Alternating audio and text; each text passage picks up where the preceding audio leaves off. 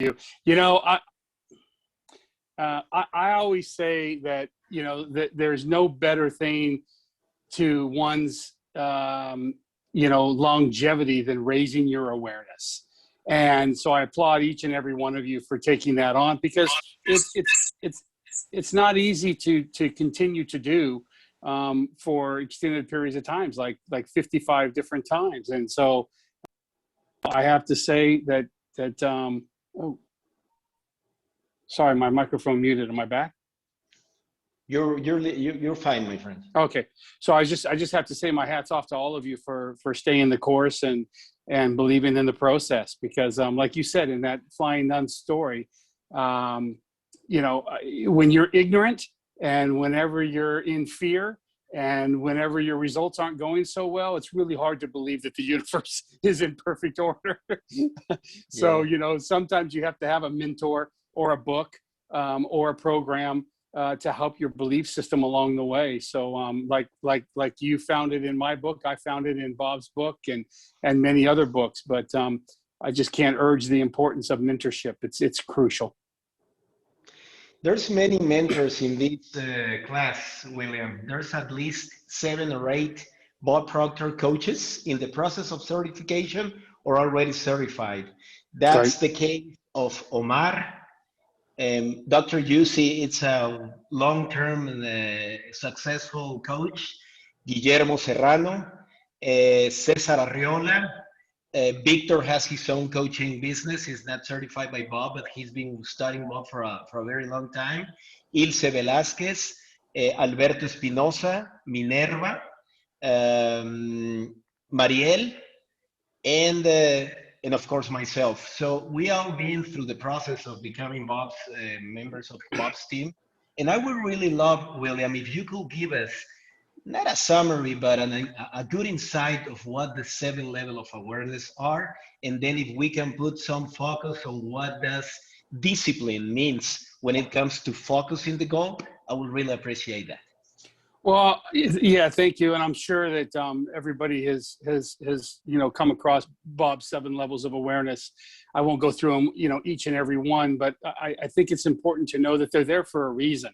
His mentor, Leland Val Vanderwall, and himself in a coffee shop in Toronto. Go ahead, my friend. I'll take care of the mic see here. No, that's okay. So it was in a coffee shop in Toronto where those 7 levels came up with, because the two of them had studied Napoleon Hill and Earl Nightingale's information for so long that they wanted to break it down to, you know, a very simple format. And that's where the 7 levels, actually Leland referred to them as the 7 steps. Bob referred to them as the 7 levels. So whenever they were actually born in that coffee shop in Toronto, you know, it was the one thing that had the most impact for me.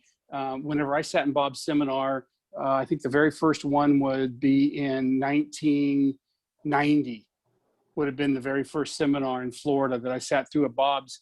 And it wasn't Bob that presented it, it was another gentleman that presented it. But whenever I sat there, I knew it was Bob's slide because I knew how Bob makes his slides. And whenever I saw it, a light bulb went off.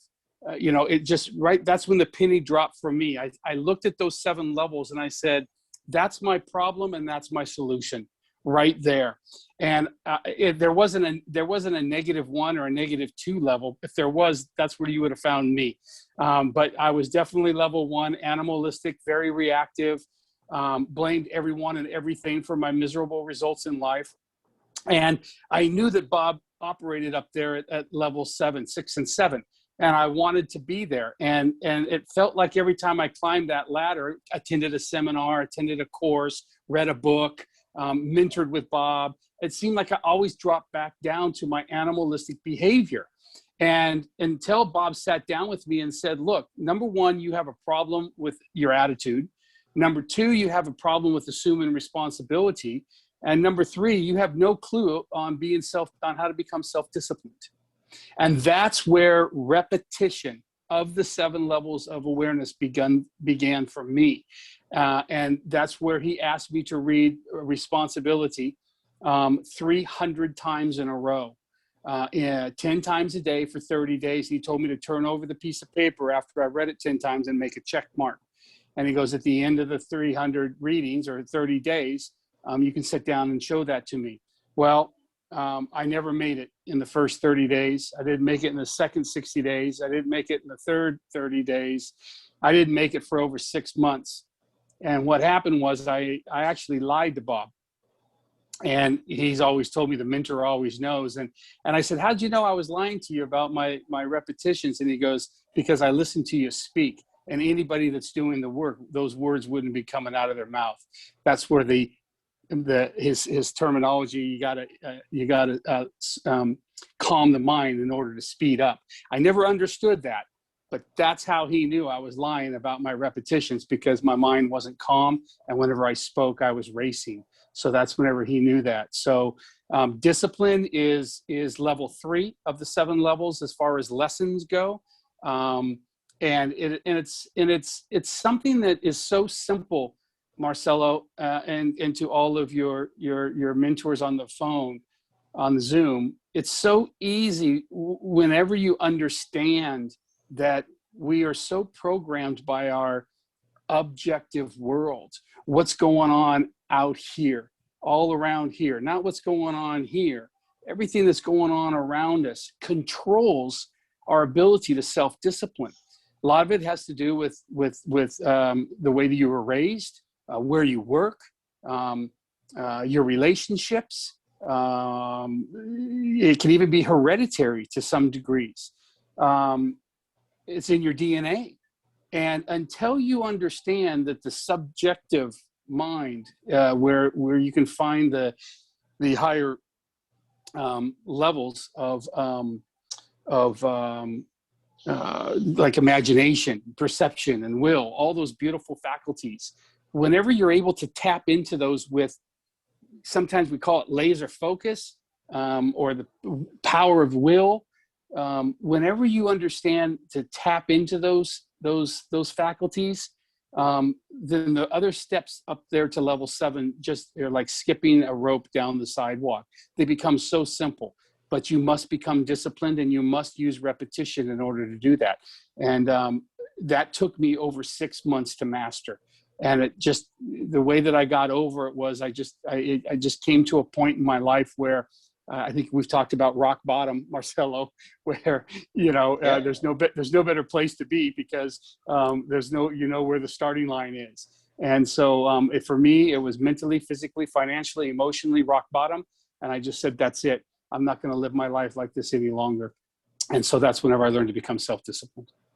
Wonderful. I want you to go deeper in one subject, William.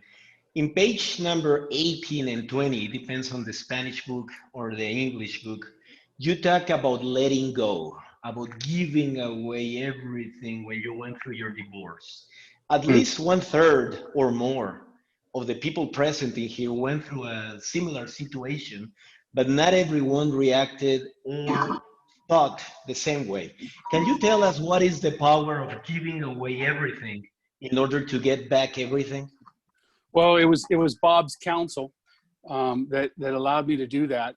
His mentoring with me. I'll never forget where I was at and when it all happened. But I told him, I said, "You're out of your damn mind." And he started laughing. And he said, "What are you talking about?" And I said, "You want me to give it all away? You don't know what I have." And I'll never forget his response, his calm demeanor. He goes, "I don't care what you have." And I said, "What?" And he goes, "I don't care what you have. I only care what we can go create together." And it was right then and there that I just said, you know what? It's boats, it's houses, it's snowmobiles, it's cars, it's houses, it's retirement accounts. It's all stuff that can be rebuilt. And again, it's just like that universal power of it's in perfect order. And I remember my follow-up question to him. I said, "Why would you give me counsel like that?" He goes, "Because that's exactly what I did." And he goes, "Look at me today." And so that's where that trust of the power of the universe, where I said, you know what, if it was okay for him, then it's going to be okay for me. And then, when I let loose of it all, she came back and said, "I don't want it." Yeah. That's she powerful. said, she said, it's too much stress and it's too much all this, it's too much all that. So you take it and you can just write me a check. And so, you know, we're still friends today, and used one lawyer. It took about an hour and 15 minutes to finalize everything. And there was no big battle and no big hassle. How you can apply, William, that to a business partner, to a client that you've been fighting for a certain amount of money or property for a while? How can you apply that further than a marriage? It's no different, Marcelo. It's a relationship. Whether it's a relationship with a business, whether it's a relationship with a business partner, whether it's a relationship with a spouse, whether it's all the same. It's just a relationship. So what you have to realize is that what you have to realize is that until you actually free yourself up of that, you will never be able to understand or to realize the potential that can come from it. Most people, there's an old story that one of my business partners talks to me about, and it's the story of the guy on the dock holding a rock, and he's getting ready to jump in. And the guy walks up to him and says, you got to let go of the rock. And the guy says, but it's my rock. He says, yeah, but you're going to want to let go of it before you jump in. He goes, yeah, but I can't because it's my rock. And he goes, you're going to want to let go of the rock before you jump in. The guy jumps in, goes right down to the bottom of the lake. And you can hear the guy bubbling, you know, all the way down. And then, oh, it's my rock. And the guy on the dock saying, you got to let go of the rock. And the guy down in the bottom of the lake is saying, but it's my rock. Sometimes if you don't let it go, it'll sink you. That reminds me of a very common saying that Bob has. Do you want to be right or do you want to be rich? Yep. One more thing, William, before asking my mentorees if they want to say something to you or ask you something. Can you give us a deeper understanding of what does willingly give and graciously receive means? You talk about it in your book a couple times. Yeah, I was one of those guys that just had the innate ability to give and give freely, but had a really big problem receiving. Really big. Like, you know, I could give somebody a gift and they could return the gift and I would say, no, thank you. No, that's not necessary. And that was a lesson that happened with Bob. And he was attempting to give me a gift. And I said, I can't accept that. That's too expensive. And he goes, what's wrong with you? He goes, who programmed you with that? You know, just be grateful. He goes, I'm looking for 2 words. Thank you. That's it. No explanation, no long, you know, drawn out, you know, ideal about your feelings about this gift and it being too expensive. Just thank you. He goes, is that too hard to muster up? And, you know, it came from my mother. My mother is exactly the same way. Love her to death. There's nothing wrong with her. It just is what it is. But she was raised that way. And her mother was probably raised that way. And her mother was raised that way, where it's give it all away, but you cannot accept anything. And so that's where I started, you know, my repetitions on gratitude. And so I started with a gratitude journal. And every single night I applied this idea before I went to bed. The last thing before I put my head on my pillow, I made a list of 10 things that I was grateful for. The next night I did 10 things, but they couldn't be the same. And you go through that and you do that 100, 200, 300, 1,000 times. You'll start struggling finding something that you haven't already written before. It makes you really think about gratitude and what you're really grateful for, what's out there that you haven't even already written on that piece of paper. And when you go through an exercise like that and you do it repetitiously night after night after night after night, you'll understand that being just as grateful is just as powerful as giving, and actually can be even more powerful because of the idea that you'll probably receive a lot more based on the fact of your understanding of being more grateful. Thank you so much, William. I would like to open the mic in order to let the guys and the girls ask. Please go ahead. Feel free, friends, to ask William whatever you feel like it. Marcelo, tengo una pregunta. Victor from Argentina, William from Buenos Aires, or close to Buenos Aires. Greetings, William. Thank you. Thank you very much. Thank you. La pregunta que tengo para William, Marcelo, si la puedes traducir, es ¿cuáles son los hábitos de sus primeras 2 horas a la mañana? ¿Cuáles son sus hábitos?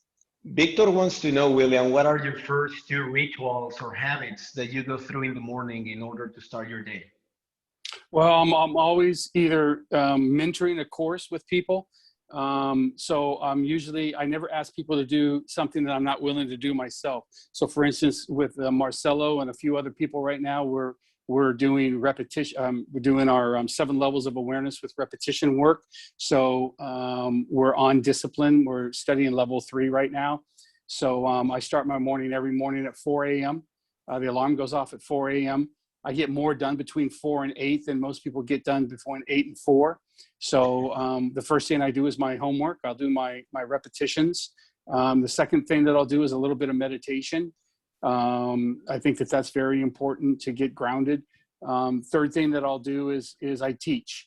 I think the most important thing that you can do to retain knowledge is to teach it. So I ask everybody that reads the book to teach individuals the 7 levels of awareness, and that's what I aim to do every day. Is I look to change somebody's life with the 7 levels of awareness. So I practice it, and then I preach it and teach it. How is your process of meditating, William? Well, for me, it's difficult because, as I talked about, that objective world and the subjective world, you've got to get to that subjective world, and it's a very difficult thing to do if you think you can do it with a cell phone in your presence, or an email, or any type of a device that is noise. So for me, it's in an automobile. I can find a place where I can shut everything off, and I can recline the seat, and I spend about 30 minutes doing a mantra in that condition. But it's getting more and more difficult to not become interrupted. And as soon as you do, you've lost the whole idea of meditation.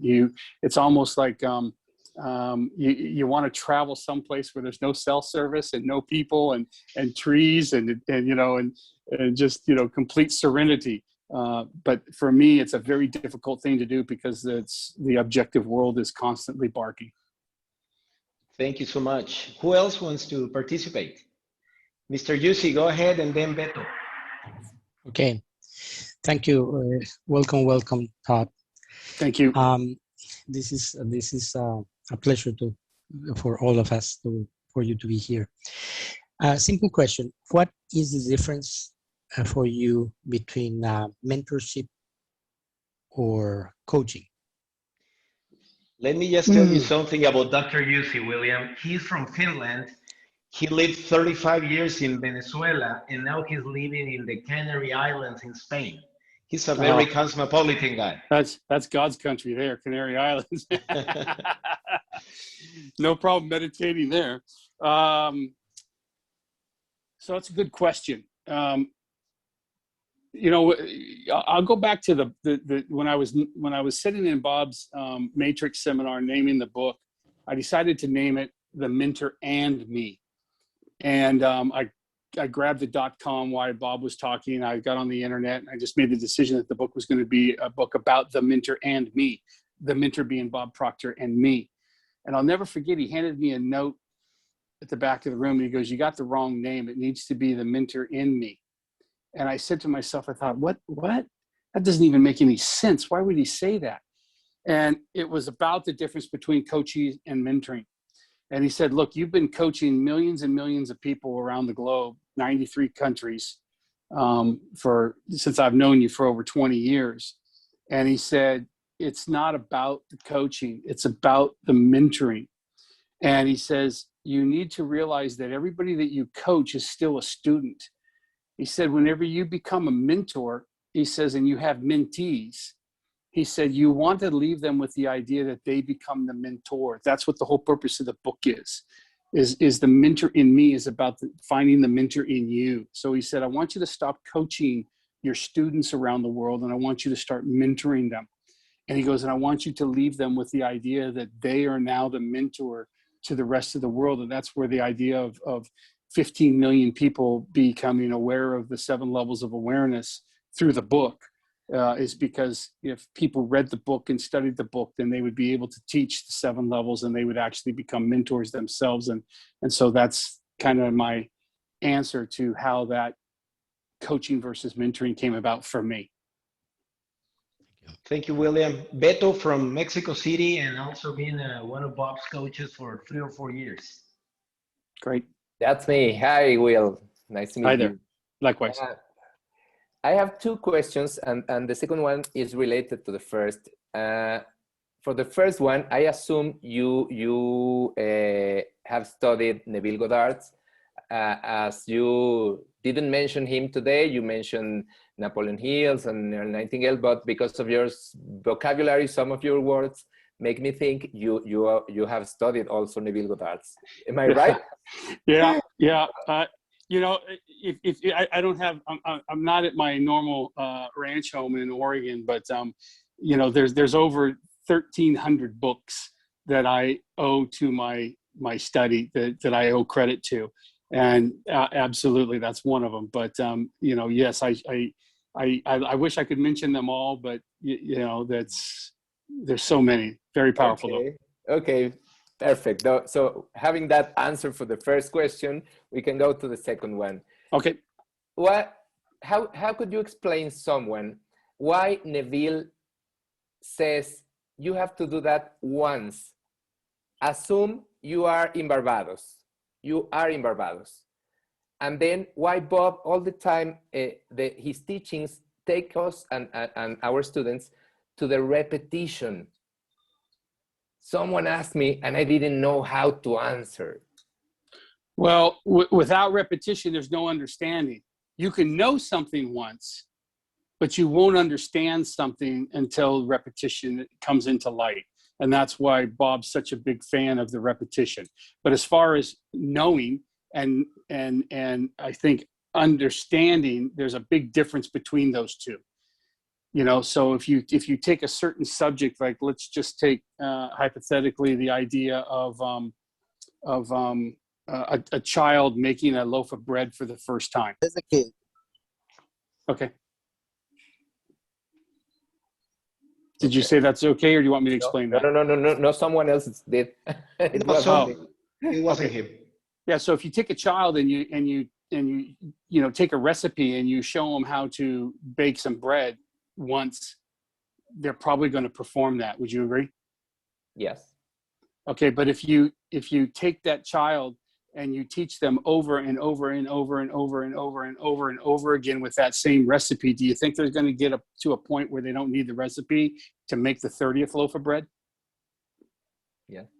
That's understanding. Okay. Same with Tiger Woods with a golf ball. You know, you wonder how he becomes so good at what he does. You know, he's probably hit 50 million golf balls before he ever played in a tournament. Yeah. Great. He can hit one golf ball and probably do pretty well, but he can't go play a tournament after that. Okay. Got it. Thank you very much. That reminds me, William, Bob was saying a few months ago that Bruce Lee used to say, I don't fear the karate fighter that knows 10,000 kicks, but the one that did once 10,000 times. Yeah. Yep. Who else wants to have a question? Omar from Venezuela and living in Miami, also through the process of becoming a coach with Bob. Congratulations. Thank you, William. Nice to meet you, and thank you for being here. My pleasure. I just want to know, because I'm beginning the process of being certified, and also I'm a student, of course, of this knowledge. Let's see, and I think that we need a lot of discipline when we go through the process, and we begin, doing all our exercises. And I try to do my best. I try to wake up every single day very early, 5:30 a.m. to do everything. And most of the time, I feel very satisfied, happy, and emotionally involved. Now, I think that there is a roller coaster sometimes, and there's sometimes that you are down, or I'm down, and I feel like, I doubt myself, I doubt what I'm doing, and I just want to ask you, is there anything that you have learned during your process that you use like as a protocol to give strength yourself?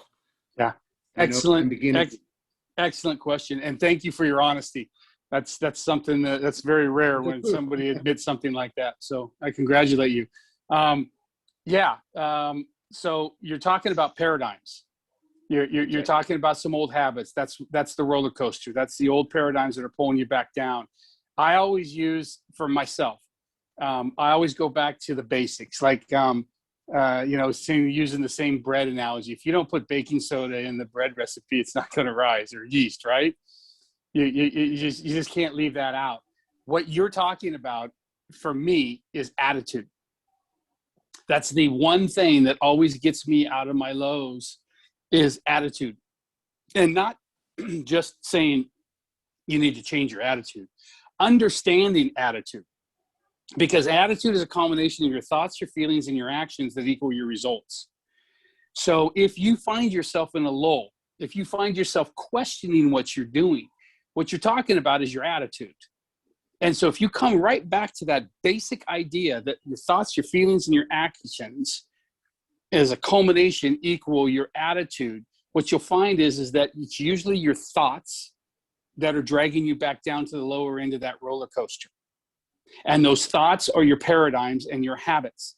And repetition, again, is the only thing that's going to change that. So Marcelo and I just finished this course, 8 weeks ago, Marcelo, where we spent 21 consecutive days, 5 times a day, reading repetitiously about attitude. I've read it,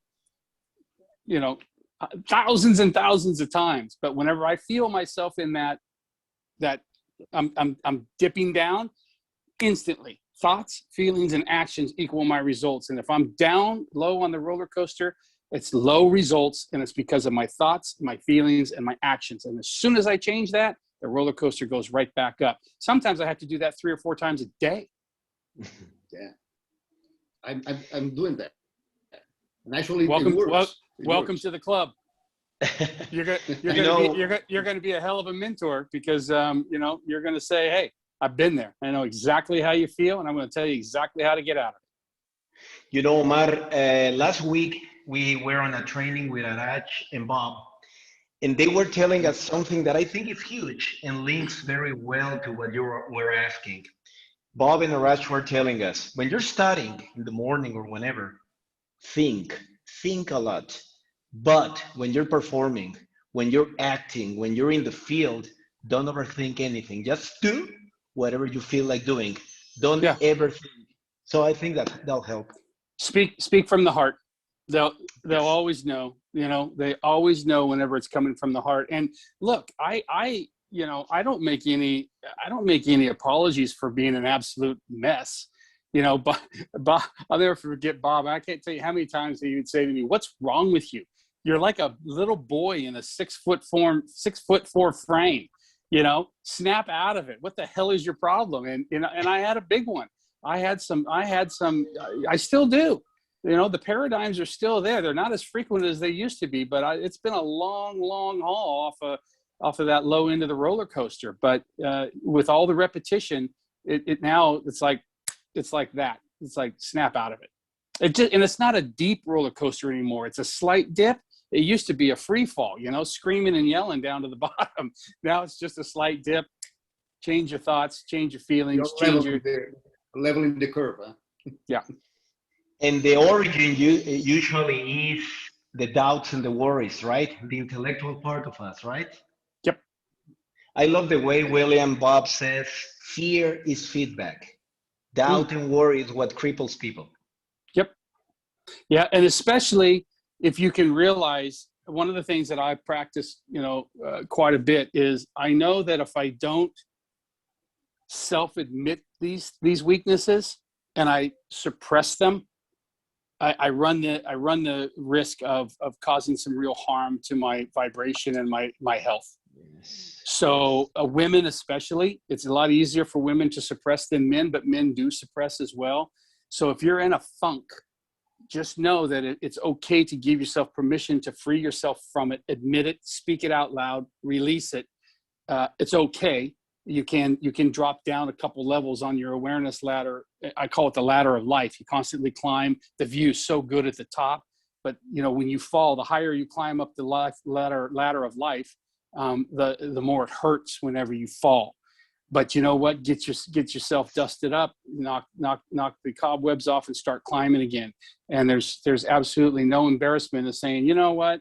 I committed to repetitiously read this 5 times a day for 21 days, and on day 6, I forgot. So now day 7 becomes day 1. So what? I've done that 100 times. The fact is that the fact is you get back to day 1 and you start over again. That's thoughts, feelings, and actions. That's you changing your attitude right there. So exactly. so you're down a little bit. Good. Now snap out of it.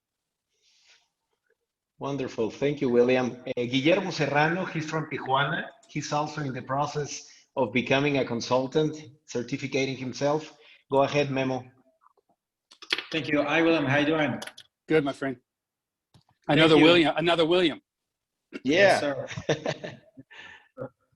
So I wanted to say thank you because this book is amazing. One of the 3 biggest whys that I have in my life is to get a higher conscious in order to educate my kids. And this book has taught me a lot. So I wanted to congratulate you and also thank you for such an amazing book. And I also had like a question kind of similar than Omar. I also have doubts. And now that by listening to you, it seems like, those doubts are similar for everybody, but, you kind of train or discipline your mind in order to not fall a lot, as you mentioned. But for me, I realized, discipline is definitely not my strength, and I want strength. But I realized that even though I put in my schedule and my agenda, everything that I need to accomplish on a day, my paradigm still,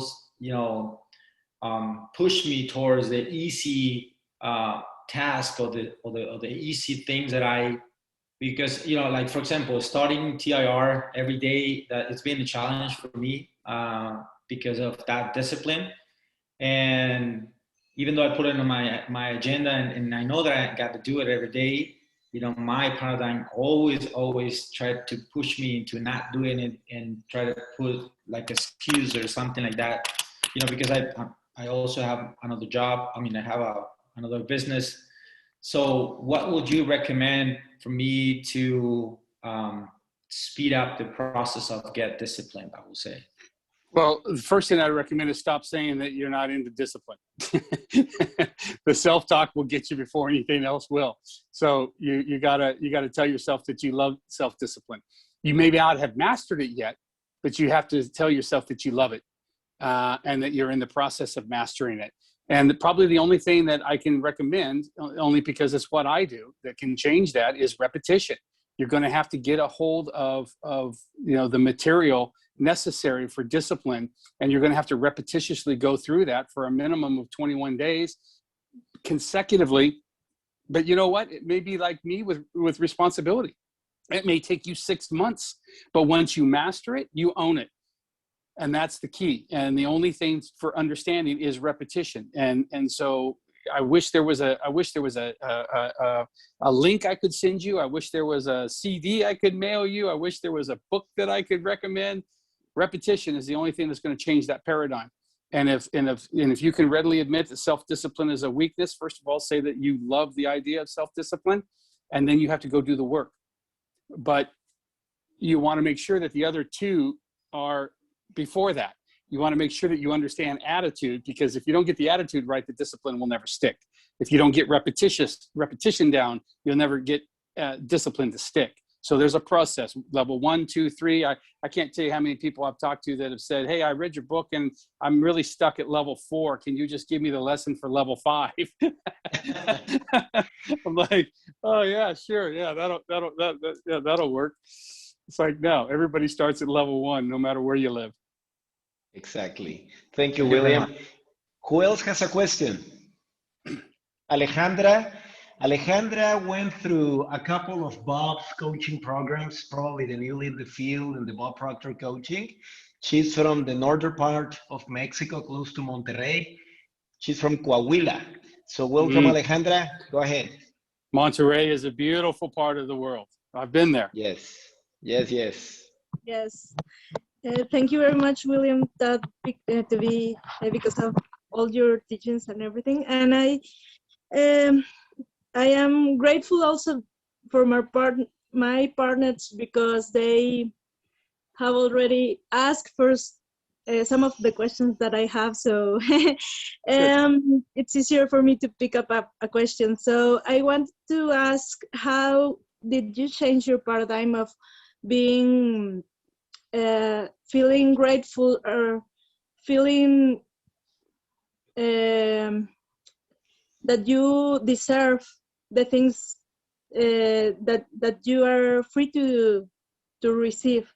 It's hard. It's challenging for me also. I think it's part of my paradigm that I wasn't really being open to receive all the gifts that the universe can give us. How's your relationship with money? Working on it.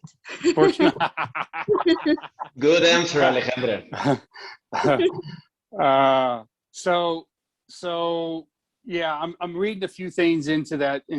Thank you for that question. Talk to me, if you wouldn't mind me just asking about your upbringing. Do you have siblings, brothers and sisters? Yes, I am in the middle one. You're in the middle. That's what I was gonna ask. So how important is your at what level do you put as a priority on how your siblings see you? Like, can you repeat the question, please? yeah. So how you're viewed by your siblings, is that important to you? Like, do you want to be put on a pedestal? Do you want to be admired? Do you want to be acknowledged? Do you have any pressure there? Yeah, I think probably when I was younger, maybe. Okay. Yeah. And actually, so younger like yesterday, or younger like? Probably younger like today. So Bob used to tell me something interesting that I always thought interesting, and he goes, why do you care so much about what other people think? And I said, well, like, who are we talking about? He goes, I'm talking about everybody. He goes, I'm talking about me.